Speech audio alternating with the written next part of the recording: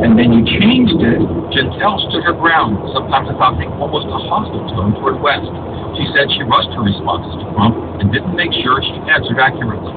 Along with her lies, it's a discrepancy the defense hopes to exploit in undercutting Chantal's credibility with the jury. Greg Allen, NPR News, Miami.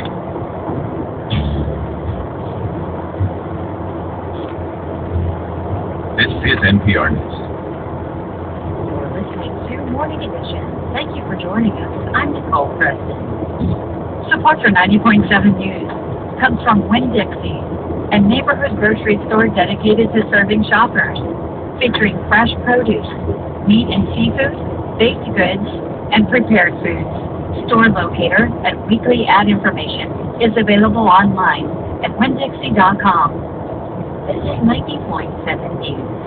It's 9:40. This is Morning Edition from NPR News. I'm David Grady. And I'm Renee Monte. South Africa's former president Nelson Mandela is said to be gravely ill, and his nation is on watch for the fate of the 94-year-old Nobel Peace Prize laureate. The world is also watching. The ailing Mandela is an international icon known for his fight to end apartheid. NPR's Octavia Quist-Archin is outside his hospital in Pretoria and joins us now. And Octavia, Mandela went to the hospital 2.5 weeks ago. He was very ill even when he went in. What do we know about his condition today? As you said, that he is gravely ill. Critical is the word that is being used by the presidency, and they have been issuing the bulletins, but also by Nelson Mandela's family. They say Tata, as they call him, father, and this is his family who have been to see him this morning, along with President Jacob Zuma, are saying he's trying, but he is in a very, very, very serious condition. So there's a real sorrow here in South Africa, although people have not given up hope altogether. We thank everybody for being on support and stay with us, and that we are anxious, as we know that he's critical, but he's in a very condition right now. So he is people believe, close to the end, and you can hear the crowds around you. Apparently there's many people gathered outside the hospital for the man who sees the father. Dozens and dozens of South Africans have gathered here. Some are singing, some are praying, all are hoping that their symbol, their father of the nation, as they call him, will pull through. But increasingly, there seems to be a resignation and reality that are going on. 18th of July is Nelson Mandela's 95th birthday, that Nelson Mandela may be slipping away. So what South Africans now are saying is, thank you, father, thank you, grandfather, thank you for freedom, thank you for bringing us hope, thank you for uniting South Africa, for ending apartheid, for bringing equality, for making sure that all of us, black, white, colored, all the colors of the rainbow nation, as we called it, that we are united and that we will live up to your legacy. This is an unusual moment, too, because President Obama is on his way to South Africa. He's due there tomorrow, first time as president, part of a 3-long-planned trip to Africa.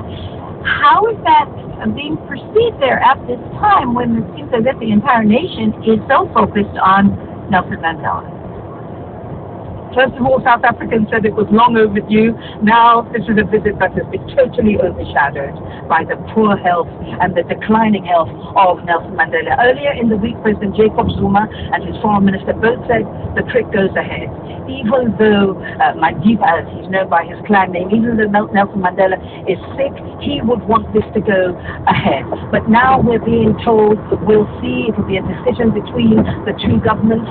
We're told that Obama's side, they're looking closely at the situation here, obviously sympathizing and seeing how things develop. But South Africans are focused on the health of Nelson Mandela.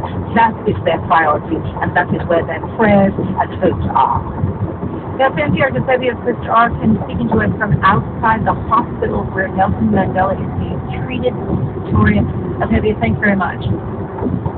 Always a pleasure.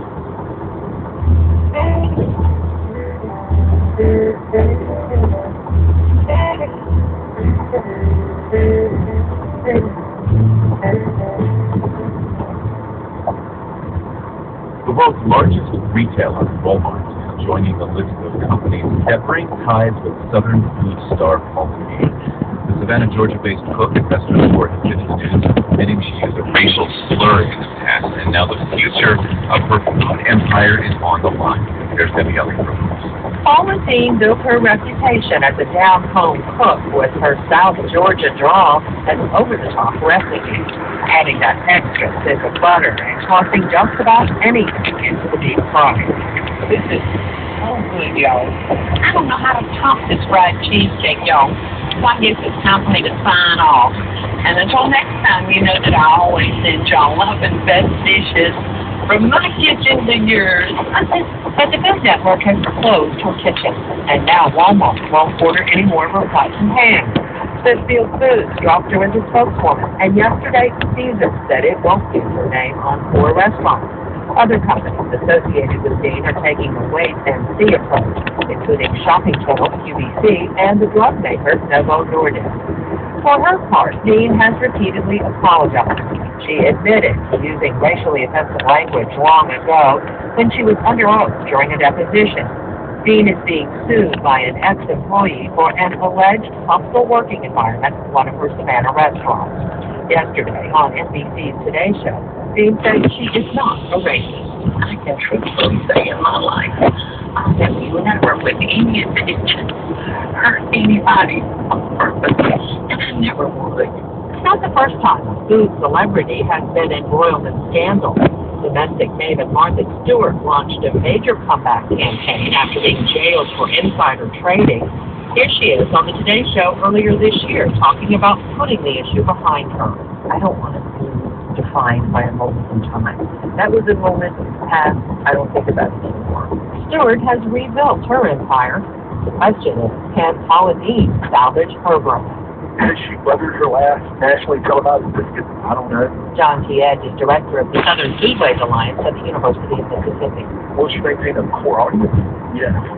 Will she be able to reach a crossover audience that is diverse and thinks in inclusive ways about the South and about regional food culture? I think she just lost it. Edge says even before the revelation of the deposition, Deen was building her fame based on a caricature of the South. She kind of lived by a stereotype, and she played a role, played a southern role, and she died by that role. In Savannah, long lines remain to get a table in her restaurant, and other businesses are standing by Deen.